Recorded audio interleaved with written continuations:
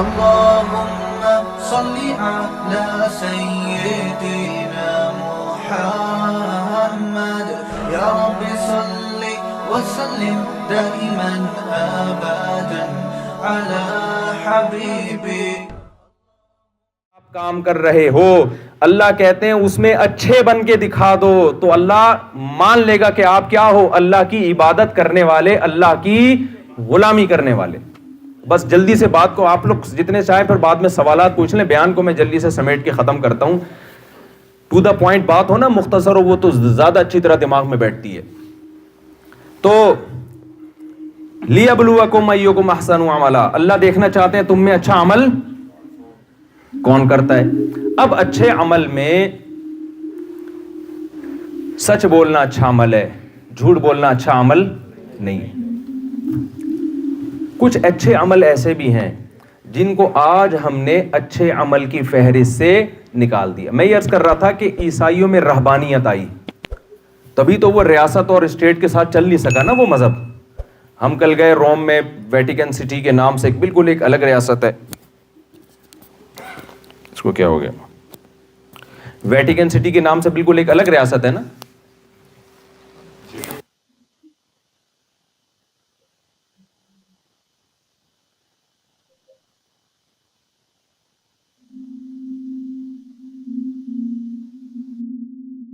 وہ سائنس اور ٹیکنالوجی کے ساتھ چل نہیں سکا, وہ مادی دنیا کے ساتھ شانہ بشانہ چل نہیں سکا. لیکن آپ کو پتا ہے اسلام جب دنیا میں آیا اسی کے بعد سائنسی ترقی کو عروج ملا ہے. میں نے گوروں کی کتاب پڑھی ہے جس میں انہوں نے اعتراف کیا کہ اگر مسلم سائنسدان نہ ہوتے تو آج ہم جس ترقی تک پہنچے ہوئے ہیں نا, ہمیں 500 سال لگتے یہاں پہنچنے میں. اسلام کے آنے کے بعد سائنسی ترقی کم ہونے کے بجائے کیا ہوئی ہے, بڑی ہے. کیوں؟ قرآن جگہ جگہ غور و فکر کا حکم دیتا ہے. ان فی ذالک لآیات لأولی الالباب, اس میں نشانیاں ہیں عقل مندوں کے لیے. ان فی ذالک لآیات لقوم یتفکرون, غور و فکر کرنے والوں کے لیے. ہوتا یہ ہے کہ جو باطل مذہب ہوتا ہے وہ آپ کو غور و فکر سے ہٹاتا ہے. وہ آپ کو کہتا ہے بس تمہارے باپ دادا نے جو کہہ دیا سر جھکا کے سنتے چلے جاؤ. اسلام جب آیا تو اسلام انہیں بار بار غور و فکر کرنے کی اپیل کر رہا ہے. الہم ارجل یمشون بہا, جن بتوں کے سامنے تم جھکتے ہو کیا ان کے پاؤں ہیں جس سے یہ چل سکتے ہیں؟ ام لہم اعین یبصرون بہا, کیا ان کی آنکھیں ہیں جن سے یہ دیکھ سکتے ہیں؟ ام لہم آذان یسمعون بہا, بتاؤ کیا ان کے کان ہیں جن سے یہ سن سکتے ہیں؟ تو کچھ بھی نہیں کر سکتے یہ, تو پھر کیوں ان کو تم خدا بنا کے بیٹھے ہو؟ یہ ساری عقل کو اپیل کرنے والی باتیں ہیں نا, ساری باتیں عقل کو اپیل کرتی ہیں. وَإِنَّ لَكُمْ فِي الْأَنْعَامِ لَعِبْرَةً نُسْقِيكُم مِّمَّا فِي بُطُونِهِ مِن بَيْنِ فَرْثٍ وَدَمٍ لَبَنًا خَالِصًا سَائِغًا لِّلشَّارِبِينَ. اللہ نے غور کرنے کا حکم دیا. دیکھو سوکھا چارہ اس جانور کو کھلاتے ہو کیسا چکنا گاڑا دودھ نکلتا ہے. کیا یہ فیکٹری آٹومیٹیکلی خود بخود وجود میں آ گئی ہے؟ آپ اس سوکھے چارے کو لے جائے جاپان کے سائنسدانوں کے پاس کہ یار ایک تیل کا قطرہ, چکنائی کا قطرہ نکال کے دکھا دو, کہیں گے بھائی اب تک ایسی مشین جاپان نے بھی ایجاد نہیں کی ہے. اللہ کہتے ہیں میں تو صدیوں پہلے ایجاد کر چکا ہوں. کمال کی بات ہے جو کام اب تک جاپان کے سائنسدان نہیں کر سکے اس مشین کے بارے میں کہا جاتا ہے یہ خود بخود وجود میں آ گئی ہے. اس مشین کے بارے میں جس کو گائے بھینس کہتے ہیں, یہ کیسے ہو سکتا ہے بھائی؟ جو کام اب تک بڑے بڑے سائنسدان جو مشین نہیں بنا سکے وہ مشین آٹومیٹیکلی کیسے خود بخود وجود میں آ گئی؟ تو اللہ نے ہمیں کیوں بنایا میرے بھائی, یہ بات دماغ میں رہے گی آپ لوگوں کے. اللہ نے ہمیں اٹلی میں پیسہ کمانے کے لیے پیدا نہیں کیا. یہ ہماری ضرورت ہے, یہ ہمارا مقصد نہیں ہے. کمائیں آپ ضرور, لیکن یہ ہمارا ہدف نہیں ہے. یہ تو بہت بڑے بڑے لوگ آئے کھا پی کے چلے گئے دنیا سے, ہم بھی چلے جائیں گے, مر جائیں گے. بہت آئے, جب جائے نا قبرستان میں جا کے دیکھا کریں, بہت لوگ آئے اور 50 سال کے بعد ہم میں سے کوئی بھی اوپر بیٹھا ہوا نہیں ہوگا, سارے لیٹے ہوئے ہوں گے. بستر پہ لیٹے ہوئے بھی ہوتے ہیں نا, غنیمت کی بات ہے, زمین کے نیچے لیٹے ہوئے ہوں گے. آپ سمجھ نہیں پا رہے بات کو, میرا خیال ہے آپ بڑے خوشی سے یوں کر رہے ہیں, ماشاءاللہ لیٹے ہوئے ہوں گے, آرام کر رہے ہوں گے. سارے ہم کہاں لیٹے ہوئے ہوں گے؟ زمین کے نیچے. تو تھوڑا سا ہمیں غور و فکر کرنا ہے. دیکھو ہمارے ذمہ 2 کام ہیں. ایک, ہم نے خود بھی دین پہ چلنا ہے, اور میں بار بار کہہ رہا ہوں دین آپ سے دنیا چھڑواتا نہیں ہے. اس دنیا کے اندر رہ کر آپ اپنے عمل کو اچھا کر لو. دھوکہ نہ دو, ملکی قوانین کو فالو کرو, ملکی قوانین کے خلاف نہیں چلو. جب آپ یہاں آئے ہو, آپ نے یہاں کی گورنمنٹ سے ایک ایگریمنٹ کیا ہے تو آپ شرعاً پابند ہیں اس ایگریمنٹ کے. ہمارے نبی صلی اللہ علیہ وسلم نے معاہدوں کی کیسی زبردست پابندی کی ہے. صلح حدیبیہ میں آپ صلی اللہ علیہ وسلم کا مشرکین سے معاہدہ ہوا کہ جو یہاں سے مسلمان ہو کے مشرکین کے پاس جائے گا, مشرکین اس کو واپس نہیں کریں گے. لیکن مکہ میں کسی نے اسلام قبول کیا اور پناہ کے لیے مدینہ آیا تو مدینہ والے اسے پکڑ کے مکہ والوں کے حوالے کر دیں گے. بظاہر یہ بہت عجیب سی بات ہے یا نہیں ہے؟ لیکن ہمارے نبی نے یہ ایگریمنٹ زبانی کیا, ابھی اس پہ سگنیچر نہیں, زبانی ایگریمنٹ ہو چکا تھا. اتنے میں حضرت ابو جندل رضی اللہ تعالیٰ عنہ اسلام قبول کر کے آئے اور حدیبیہ کے موقع پہ نبی سے آ کے ملے. ان پہ بڑا ظلم ہو رہا تھا مشرکین کی طرف سے. یہ بات خوب سمجھنے کی ہے. ہمارے نبی نے کیا کیا, ان کو مشرکین کے بولو حوالے کر دیا. آپ صلی اللہ علیہ وسلم کے اپنے ساتھی پریشان ہوئے کہ ایک شخص جس پہ مکہ میں ظلم ہو رہا ہے اور وہ اسلام قبول کر کے یہاں آ رہا ہے, آپ کی پناہ میں آ رہے, یا رسول اللہ آپ ان کو کیسے واپس حوالے کر رہے ہیں تاکہ یہ دوبارہ ظلم کریں؟ اور ابھی معاہدے پہ سگنیچر بھی نہیں ہوئے. لیکن زبانی, اصل تو زبانی معاہدہ ہے نا, جب ہو گیا تو ہو گیا. مسلمان کی تو کہتے ہیں نا زبان ایک ہوتی ہے. لیکن کیا بہترین مثال محمد صلی اللہ علیہ وسلم نے قائم کی ہے کہ معاہدے کو پورا کرنا ہے, چاہے ہمارے فیور میں ہو چاہے ہمارے اگینسٹ ہو. اپنے ایمان والے ساتھی کو اس وقت کتنا مشکل کام تھا ایمان قبول کرنا, آپ نے پکڑ کے مشرکین کے حوالے کر کے ایک مثال قائم کر دی. آپ صلی اللہ علیہ وسلم نے فرمایا لِكُلِّ غَادِرٍ لِوَاءٌ يَوْمَ الْقِيَامَةِ, جو بھی معاہدے کو توڑنے والے لوگ ہیں قیامت کے دن ان کے ہاتھ میں ایک جھنڈا ہوگا, ساری دنیا کو پتا چلے گا یہ شخص غدار ہے, یہ معاہدوں کو توڑنے والا. آج دنیا میں جہاں بھی جاؤ بھائی, ہمارے انڈین اور پاکستانی اور بنگلہ دیشی لوگوں کے بارے میں ایک ہی بات ہے زبان پہ, یار 2 نمبر ہی بہت ہے. آپ لوگ کے علاوہ کی بات کر رہا ہوں میں, یار 2 نمبر ہی بہت ہے, جھوٹ بہت ہے, جعلی حملے کروا کے آئے ہوئے ہیں, جھوٹ بہت ہے, سلپ ہو جاتے ہیں. ویزا 2 مہینے کا تھا, 3 مہینے کا, 6. ہمارے شیخ حضرت مفتی رشید احمد صاحب رحمہ اللہ تعالی سعودی عرب گئے, 15 دن کا ویزا تھا ان کا. وہاں جو میزبان تھے انہوں نے کہا حضرت میں, جب 14 دن ہو گئے نا تو انہوں نے کہا حضرت میں آپ کا ویزا بڑھوا دیتا ہوں 8-10 دن کے لیے. حضرت نے فرمایا 15 دن میں جتنے گھنٹے بنتے ہیں نا, ان گھنٹوں کے مکمل ہونے سے پہلے اگر ویزا بڑھوا دیے تو ٹھیک ہے, ورنہ 1 سیکنڈ بھی میں غیر قانونی طور پر یہاں نہیں رہوں گا. میں سمجھا پا رہا ہوں اپنی بات؟ 1 سیکنڈ نہیں گزاروں گا. مکہ کی سرزمین کی بات ہو رہی ہے, مکہ میں. کیوں؟ معاہدہ آپ کا جب ہوا ہے کہ 15 دن, تو اس کا مطلب کیا ہے 15 دن. اور ہم کتنے بہانے کر لیتے ہیں, کیا ہے ابے ان کے باپ کی زمین ہے, کیا ان کے باپ کا ملک ہے, ایسے بول رہے ہوتے ہیں نا, ابے ان کے بابا ہے ہمارے, ان کے باپ کا ملک ہے کیا, ابے ہر زمین ہماری. ہم بچپن میں جا رہے ہوتے تھے نا تو اسکول سے جب نکلتے تھے تو جیسے ہمیں جیب خرچی مل گئی 5 روپے 10 روپے, ہمارے نیچے گر جاتے تھے, تو ساتھ والا لڑکا جو کلاس فیلو ہے نا وہ اٹھا کے جیب میں ڈالتا تھا. ہم کہتے یار یہ 5 روپے میرے, کہہ رہے مجھے تو اللہ کی زمین سے ملا ہے بھائی. تو سنا ہوگا آپ لوگوں نے بھی بچپن میں دیکھا ہوگا نا, وہ کہتا تھا بھائی ہمیں یہ کہاں سے ملا ہے, ہمیں تو بھائی اللہ کی زمین سے ملا ہے. اب لڑ لو اس سے, ہر زمین اللہ. تو یہی ہے کہ بھائی یہ ان کے باپ کا ملک ہے. بھائی آپ معاہدوں کے پابند ہو. دیکھو ایک بات بیان کر کے بس میں بیان ختم کرتا ہوں. رسول اللہ صلی اللہ علیہ وسلم نے جب نبوت کا دعویٰ کیا, آپ صلی اللہ علیہ وسلم عبادت گزار تھے, غار حرا میں کئی سال آپ نے عبادت کی ہے. لیکن جب آپ نے 40 سال کے بعد نبی ہونے کا دعویٰ کیا تو آپ نے اپنے بارے میں یہ نہیں کہا کہ لوگوں تم جانتے ہو میں غار حرا میں کتنی عبادت کرتا ہوں, اللہ کو یاد کرتا ہوں, تم جانتے ہو. آپ نے اپنی عبادت کا ریفرنس نہیں دی. آپ نے کیا فرمایا, میں نے کبھی زندگی میں جھوٹ نہیں بولا اور امانت میں کبھی خیانت نہیں کی, میں صادق بھی ہوں اور امین بھی. 40 سال میں تم نے کبھی میری زبان سے جھوٹ کا لفظ نہیں سنا اور امانت میں خیانت. کیا مطلب؟ آپ جب تک کیریکٹر میں 1 نمبر نہیں ہوتے, آپ اس وقت تک کسی غیر مسلم کو دعوت دینے کے اہل نہیں ہوتے. وہ آپ کی نماز اور عبادت دیکھ کے نہیں آئے گا آپ کی طرف، وہ آپ کے معاملات دیکھ کے آئے گا آپ کی طرف. پہلے تہجد میں تو ایک ایک گھنٹہ رو رہا ہوتا ہے، صبح اٹھ کے پھر 2 نمبریاں کر رہا ہوتا ہے. تو وہ بھی ضروری ہے، عبادت، تہجد، نماز، ذکر، وہ بھی ضروری. اللہ کو یاد کرنا تو بہت ضروری ہے، اس کے بغیر تو انسان کے دل میں اللہ کی محبت پیدا نہیں ہوتی، اس کو موٹیویشن ہی نہیں ملتی. وہ تو بہت ضروری ہے. لیکن آپ کو اپنا یہاں جو معاملہ ہے نا اللہ سے، وہ سیدھا رکھنا پڑے گا. تو میں یہ عرض کر رہا تھا کہ دیکھو یہاں جو لوگ غیر قانونی کام کرتے ہیں، جھوٹ بولتے ہیں، ان کو گورنمنٹ کی طرف سے سزا ملے گی.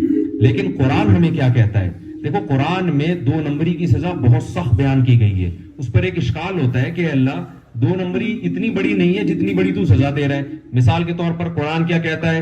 وَيْلٌ لِّلْمُطَفِّفِينَ الَّذِينَ إِذَا اكْتَالُوا عَلَى النَّاسِ يَسْتَوْفُونَ. تباہ ہو جائیں وہ لوگ جو اپنا حق لیتے ہیں تو پورا لیتے ہیں، جب حق دینے کی باری آتی ہے تو اس میں ڈنڈی مارتے ہیں. اللہ نے ان کے لیے جہنم کی آگ کی خوشخبریاں سنائی ہیں. الا یظن اولئک انہم مبعوثون. ان کو پتہ نہیں ہے کل انہوں نے اللہ کے سامنے کھڑے ہونا ہے. تو آگے بڑی سخت وعیدیں. اب سوال پیدا ہوتا ہے بھائی، ایک آدمی نے اگر ناپ تول میں کمی کی ہے، کسی کا حق، اپنا حق پورا لیا، دوسرے کا حق تھوڑا دیا، تو اس کی اتنی سی سزا قیامت میں مل جاتی کہ اللہ اس کا پورا حق دلا دیتے سامنے والے کو، حساب برابر ہو جاتا نا. کیا خیال ہے بھائی؟ اسلام میں جو چوری کرتا ہے تو حکومت کو آرڈر ہے کہ اس کا ہاتھ کاٹے. عام آدمی کو اجازت نہیں ہے کہ کسی کا ہاتھ مت کاٹ دیں آپ جا کے. حکومت کو آرڈر کیا ہے کہ اسلامی حکومت ہو تو حکومت کو آرڈر کیا ہے؟ چور کا ہاتھ کاٹے. سوال پیدا ہوتا ہے کہ اس نے چوری 5,000 کی ہوگی، 10,000 کی ہوگی، اور ہاتھ 5-10 ہزار کا ہے، کروڑوں کا ہے، تو اللہ اس کا کروڑوں کا ہاتھ کیوں کٹوا دیتا ہے؟ اس کا جواب یہ ہے، یا انسان کسی کو قتل کر دے، اس کی دنیا میں سزا کیا ہے کہ قاتل کو پھانسی پہ لٹکایا جائے، اس کو قتل کیا جائے. لیکن قرآن کہہ رہا ہے نا نا نا، یہ تو دنیا کی سزا ہے، آخرت کی سزا ہے ہمیشہ کی آگ. ہمیشہ کی آگ ہے. کیوں؟ وجہ اس کی ہے، دیکھو اسلام میں جب آپ کوئی جرم کرتے ہیں نا تو یہ مخلوق کے ساتھ بھی ناانصافی ہے، لیکن جس خدا نے پیدا کیا اس کے حکم کی بھی نافرمانی ہے. تو آخرت میں جو اتنی بڑی سزا ملتی ہے وہ اس لیے نہیں ملتی کہ آپ نے مخلوق کا دل دکھایا ہے، وہ اس لیے کہ جس نے پیدا کیا تھا آپ نے اس کے حق کو ضائع کیا ہے. تو جو جتنا بڑا حاکم ہوگا اس کی نافرمانی کا وبال بھی اتنا ہی زیادہ ہوگا. تو مسلمان کو دیانتداری میں، سچ میں غیر مسلم سے کم 20 گنا زیادہ آگے ہونا چاہیے، اور مسلمان ان چیزوں میں 20 گنا پیچھے. تو آج سے زندگی مجھے بھی چاہیے اس اصول کو سامنے رکھ کے گزاروں، اور آپ حضرات کو، کہ ہم دنیا میں کسی ہدف کو لے کر ہیں. آپ کو ہم یہ نہیں کہہ رہے کہ آپ چھوڑ چھاڑ دیں دنیا کے سارے کام، وہ تو کرنے ہیں، صحابہ نے کیے. حضرت ابو بکر رضی اللہ تعالیٰ عنہ اور حضرت عثمان کی جو تجارت تھی کروڑوں اربوں روپے کے اثاثے تھے. ہم نے ہمارے یہاں مدرسے میں کیلکولیشن کی گئی ہے، تحقیق لگائی کسی کے ذمے کہ یہ بڑے بڑے صحابہ جو مالدار تھے نا، ان کے پاس سرمایہ کتنا تھا. تو آج کے دور کے لحاظ سے اربوں روپے سرمایہ بنتا ہے. ہمارے نبی نے کسی صحابی کو نہیں کہا کہ اتنا پیسہ کیوں کما رہے ہو، تو کبھی بھی نہیں کہا، کیونکہ اسلام میں پیسہ کمانا منع ہی نہیں ہے. اگر آپ جائز طریقے سے کما رہے ہیں، اس میں غریبوں کا حق رکھ رہے ہیں، رشتہ داروں کا حق رکھ رہے ہیں، تو اگر آپ جائز طریقے سے کما رہے ہیں تو ڈبل کما لیں. کس نے منع کیا ہے آپ کو؟ سلیمان علیہ السلام اللہ کے پیغمبر تھے یا نہیں تھے؟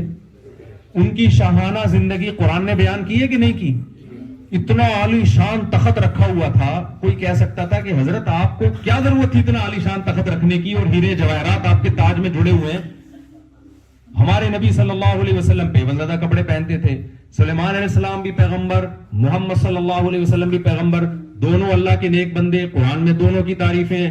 ایک کو اللہ نے دولت دے کے آزمایا، اور ہمارے نبی صلی اللہ علیہ وسلم کی خواہش تھی کہ میں دولت نہیں رکھنا چاہتا، تو اللہ نے آپ کو آپ کی حساب سے زندگی عطا فرمائی. اس میں اللہ نے بتا دیا کہ نہ میری نظر میں پیسہ رکھنا برا ہے، نہ پیسہ نہ رکھنا برا ہے. میں تو یہ دیکھتا ہوں کہ اگر کسی کو میں نے مسکین بنایا تو غریب بن کے خدا کو راضی کرتا ہے، ناراض کرتا ہے.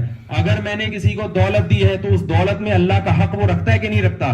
قارون کو موسیٰ علیہ السلام نے کیا کہا تھا؟ احسن کما احسن اللہ الیک. بہت خزانے تھے نا قارون کے پاس، اس کے چابیاں جانور لے کے چلا کرتے تھے خزانوں کی. موسیٰ علیہ السلام نے قارون کو یہ نہیں کہا تو اتنا پیسہ کیوں کما رہا ہے، جب 2 وقت کی روٹی میں تیرا گزارا ہو سکتا ہے تو کم بخت تو اتنے اونٹوں کی چابیاں لے کے کیوں چلتا ہے. یہ نہیں کہا موسیٰ علیہ السلام نے. موسیٰ علیہ السلام نے اس سے یہ حکم دیا تھا احسن کما احسن اللہ الیک، جیسے اللہ نے تجھ پر احسان کیا ہے تو اللہ کی مخلوق کا حق بھی ادا کر، تھوڑا غریبوں کا بھی خیال کر لیا کر۔ تو اللہ کی نظر میں پیسہ کمانا بری چیز نہیں ہے، کمانے کے بعد اللہ کی مخلوق کو بھول جانا یہ برا عمل ہے۔ سمجھ میں آ رہی ہے بات؟ تو اب زندگی کا ہدف سامنے رکھ کے گزاریں۔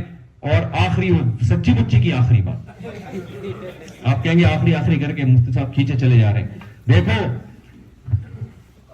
جب اچھا عمل جو ہے نا اللہ کی محبت کے بغیر نہیں کر سکتا۔ دیکھو، انسان کوئی اچھا کام کرتا ہے یا تو اسے کوئی گورنمنٹ کی طرف سے انعام ملتا ہے یا ماں باپ کی طرف سے یا کوئی بھی اس کو موٹیویٹ کرنے والا ہو، کہیں سے انعام مل رہا ہو۔ یہ جو کھلاڑی کھیلتے ہیں اور جیتنے کی کوشش کرتے ہیں، اگر کوئی ان کا میچ ہی نہ دیکھے، کہیں خبر بھی نہ آئے، نہ ان کو کوئی انعام ملے، تو یہ محنت کریں گے جیتنے کے لیے؟ بھائی ان کو پتا ہے لاکھوں تماشائی ہوں گے کہ ہمارے چوکے چھکے دیکھیں گے، جیتیں گے تو عزت ملے گی، ہاریں گے تو ذلت ہوگی، تو یہاں سے موٹیویشن مل رہی ہوتی ہے نا۔ لیکن اللہ کو راضی کرنے کے لیے جو اچھا کام کی موٹیویشن ملتی ہے، جب تک اللہ کی محبت پیدا نہیں ہو انسان کو یہ ترغیب نہیں ملتی۔ کسی کی محبت میں انسان یا تو کام کرتا ہے یا کسی کے خوف سے کام کرتا ہے۔ تو اللہ کی محبت پیدا کرنے کے لیے بار بار اللہ کا ذکر کرنا، نماز قائم کرنا بہت ضروری ہے۔ اگر آپ نماز قائم نہیں کرو گے تو آپ کے دل میں اللہ کی محبت نہیں پیدا ہو سکتی۔ تو اس کے لیے اللہ نے ہم پر کتنی نمازیں فرض کی ہیں؟ 5 نمازیں۔ یہ اسلام کا رکن ہے، ریڑھ کی ہڈی ہے۔ جیسے ریڑھ کی ہڈی کے بغیر کبھی کوئی آدمی آپ نے دیکھا کہ لکڑی لگا کے گھوم رہا ہو، بھائی اسٹینڈ سے اپنے آپ کو فٹ کیا ہو، کبھی دیکھا آپ نے؟ تو نماز کے بغیر اللہ ہمارے اسلام کو ماننے کے لیے تیار نہیں ہے۔ من ترک الصلاۃ متعمدا فقد کفر، صحیح حدیث ہے۔ جس نے جان کر نماز چھوڑ دی اس نے تحقیق کفر کیا۔ قد کا مطلب ہوتا ہے یقیناً کفر کیا اس نے، وہ اس قابل نہیں ہے کہ اپنے آپ کو مومن کہے۔ تو بھائی دیار کفر میں تو زیادہ ذمہ داری ہے نا کہ مسجدوں کو آباد کرو۔ کیا خیال ہے؟ اب مسجد، وہ علامہ اقبال نے کہا تھا نا، مسجد تو بنا دی دم بھر میں ایما کی حرارت والوں نے، من اپنا پرانا پاپی تھا برسوں میں نمازی بن نہ سکا۔ مسجد تو 2 منٹ میں بن جاتی ہے، آباد نہیں ہوتی۔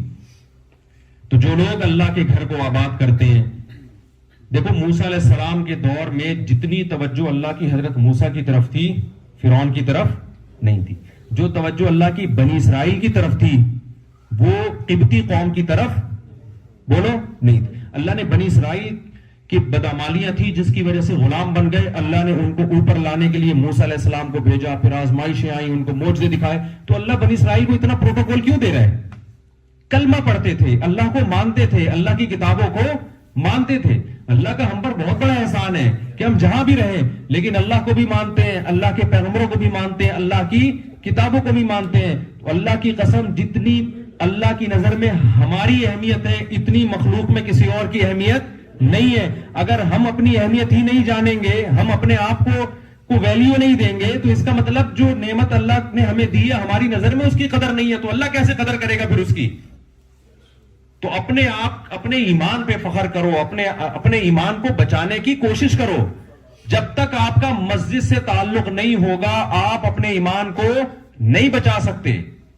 دیکھو جب آپ دیار غیر میں رہتے ہو، غیر مسلم کنٹری میں رہتے ہو، تو آپ کو صبح و شام اپنے جیسے لوگوں سے ملنا ضروری ہے تاکہ آپ کو یہ احساس رہے کہ ہم کیا ہیں، مسلم ہیں۔ آپ کو یہ احساس رہے۔ آسٹریلیا میں ہمارے جاننے والے، ان کو بڑا اچھا خاندان، تو ان کے پڑوس میں یہودی رہتے ہیں۔ انہوں نے مجھے خود بتایا کہ یہودی کہنے لگا یار آپ لوگ کی گیدرنگ بڑی اچھی ہے، خاندان آپ لوگ کا بڑا اچھا ہے، ہم لوگ تو ہمارے ہاں تو اب نسل ہی ختم ہوتی جا رہی ہے، ہمارے ہاں تو وہ فیملی سسٹم ہی نہیں ہے۔ تو یہ نعمت اللہ نے ہمیں دی ہے تو ہمیں اس کو برقرار رکھنے کی کوشش کرنا ضروری ہے۔ تو اب یا تو آپ کسی نائٹ کلب میں جا کے مل لیا کریں آپس میں، کیا خیال ہے، یا پھر مسجد میں مل لیں، تو کیا کون سی جگہ بہتر ہے؟ وہاں ملتے ہوئے اچھے لگیں گے، وہاں تو پکڑے جائیں گے، کیا خیال ہے بھائی؟ آیا کہاں تھا نکلا ہوا ادھر کو بھائی۔ محبتیں جو پیدا ہوتی ہیں میرے بھائی وہ نائٹ کلبوں میں نہیں ہوتی، وہاں وہ خواہشات کے پورے کرنے کی جگہ ہے۔ محبتیں کہاں پیدا ہوتی ہیں؟ مسجدوں میں پیدا ہوتی ہیں۔ تو مسجد سے جڑے، جماعت کی نماز اللہ نے کتنی پیارا عمل رکھا ہے کہ سارے کھڑے ہوتے ہیں ہاتھ باندھ کے اللہ کے سامنے قبلہ رخ ہو کے، صبح صبح کتنا اچھا لگتا ہے اللہ کا کلام سنا جائے، رکوع سجدہ، وَتَقَلُّبَكَ فِي السَّاجِدِينَ، قرآن کہتا ہے نبی جب آپ سجدہ کرنے والوں کے ساتھ سجدہ کر رہے ہوتے ہو اللہ آپ کے اس عمل کو دیکھ رہا ہوتا ہے. تو یہ عمل اللہ کو بڑا پسند ہے. تو ان جگہوں میں میرے بھائی دین کو ہم نے زندہ رکھنا ہے اپنے عمل سے. عمل کا کیا مطلب؟ کردار ایک نمبر ہونا چاہیے، کوئی کام خلاف قانون نہیں ہو. یہاں کی گورنمنٹ کہے کہ مسلمان جتنے قانون کے پابند ہوتے ہیں اتنے غیر مسلم نہیں ہوتے. جب آپ کو پوچھے کہ بھائی تو اتنے اچھے طریقے سے اٹلی میں کیوں رہ رہا ہے، کوئی آج تک تو نے کام خلاف قانون نہیں کیا، تو آپ بولیں کہ ہمارے مذہب کا حکم ہے، ہمارے دین کا حکم ہے، ہمارے قرآن کا حکم ہے. سمجھ میں آ رہی ہے کہ نہیں آ رہی ہے؟ اور دوسرا اللہ کا حق پورا کرنا ہے. وہ کہاں پورا ہوگا؟ مسجدوں میں آ کے. تو مسجد سے تعلق قائم کریں گے کہ نہیں کریں گے؟ آپ کے ہاں امریکہ سے جماعت آئی ہوئی ہے، یہاں بیٹھے ہوئے ماشاءاللہ، تو تھوڑا سا بیٹھ جائیں ان کے پاس، ہیلو ہائی کر لیں، بھائی کیسے آنا ہوا، کس سلسلے میں. ایک آدمی کی شادی ہوئی نا، تو دلہن کے پاس گیا تو سمجھ میں نہیں آ رہا تھا بات کا آغاز میں کیسے کروں. ظاہر ہے پہلے زمانے میں پہلی دفعہ ہی شادی ہوتی تھی، کبھی دیکھا بھی نہیں ہوتا تھا، تو سمجھ میں نہیں آ رہا کہ میں بات کا آغاز کیسے کروں. کافی دیر سوچنے کے بعد کہتا ہے میری کل آپ سے نکاح ہوا تھا، اس سلسلے میں حاضر ہوا. کل میری آپ سے شادی ہوئی تھی، میں اس سلسلے میں. تو تبلیغ والوں سے کہیں کہ بھائی ہمیں پتا چلا ہے کہ آپ امریکہ سے آئے ہیں، ہم اس سلسلے میں بولو بھائی تھوڑا سا جڑ جایا کریں. یہاں مولانا صاحب ہیں، مولانا ابو ذر صاحب ہیں، دعوت کے کام میں جڑے ہوئے. تبلیغ کا کام اللہ نے پوری دنیا میں پھیلا دیا، اور اللہ کا کتنا بڑا فضل ہے کہ پوری دنیا میں قابل قبول ہے. یہ ابھی تو سعودی عرب میں بھی سنا اجازت دیتی ہے. کیوں؟ کوئی ایسی الٹی سیدھی بات نہیں کر رہے ہوتے، کوئی وائلنس ہی نہیں پھیلا رہے ہوتے، کوئی اس طرح کی کوئی اختلافی کوئی فرقواریت کی بات نہیں. سیدھا سیدھا اللہ سے ہونے کا یقین، غیر اللہ سے کچھ نہ ہونے کا یقین، اپنے ہدف کو سامنے، آپ کو آپ کی منزل بتا دیں گے وہ. تو جب تک میرے بھائی یہاں رہ کر کسی نیٹ ورک میں نہیں جڑو گے، تو حدیث میں کیا آتا ہے کہ جو بکری جو ریوڑ سے الگ ہوتی ہے، بھیڑیا اسی پہ حملہ کرتا ہے. تو جب آپ اپنی گیدرنگ سے ہٹ جاؤ گے نا یہاں پہ، تو پھر میرے بھائی شیطان نما جو بھیڑیا ہے وہ آپ پہ حملہ کرے گا. ہو سکتا ہے آپ عیش والی زندگی گزار لو، لیکن رنگ للیوں پہ زمانے کی نہ جانا اے دل، یہ خزاں ہے جو با انداز بہار آئی ہے. تھوڑے دن کے بعد بڑھاپا بھی آنے والا ہے. یہ جوانی کی مستیاں بہت جلد مارکیٹ سے شارٹ ہونے والی ہیں. تھوڑا سا وہ ایک ایپلیکیشن آتی ہے، تصویر کھینچو، آتی ہے نا ایپلیکیشن، تصویر کھینچ کے اس میں دیکھو کہ میں بڑھاپے میں کیسا لگوں گا. آپ کو خود اپنے اوپر ترس آئے گا، آپ کا دل چاہے گا ان سے دم کرواؤں اپنے اوپر. اور کسی نے کہا ہے کہ بڑھاپے میں اور جوانی میں کیا فرق ہے؟ جوانی میں آپ کے پاس حسینوں کے نمبر ہوں گے، بڑھاپے میں حکیموں کے نمبر ہوں گے. تو یہ بہت جلد آنے والا ہے.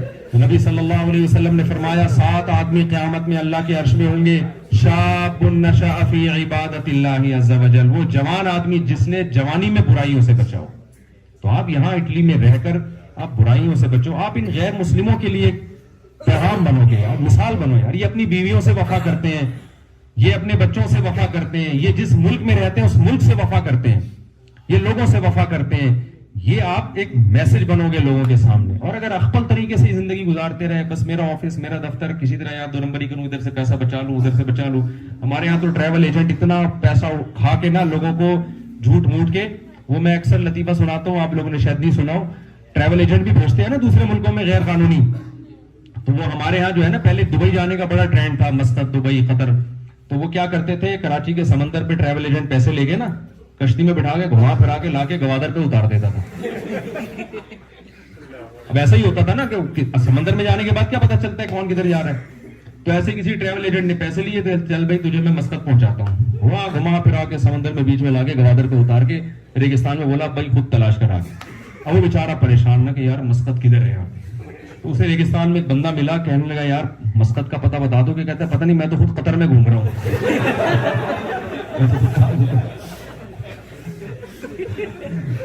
تو یہ 2 نمبریاں بہت ہوتی ہے. اللہ تعالی ہم سب کو 2 نمبریوں سے بچائے. تو مسجد سے جڑنے کا سب جو ارادہ کرتے ہیں ذرا ہاتھ کھڑا کر لیں.